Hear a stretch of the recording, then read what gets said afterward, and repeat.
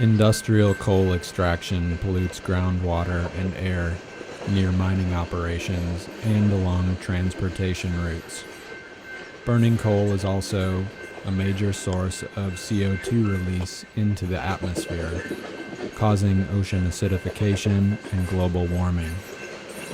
Tremendous populations of species have been driven extinct. Given a maintenance of the status quo, future scenarios look ever increasingly more desperate.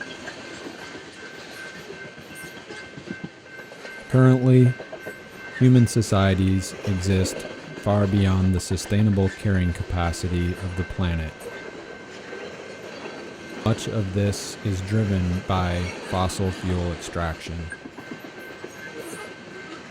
New coal export terminal proposals in the Pacific Northwest threaten to increase coal train traffic from 1 or 2 per day to as many as greater than 12. The urgent need is to transition off from fossil fuel energy sources.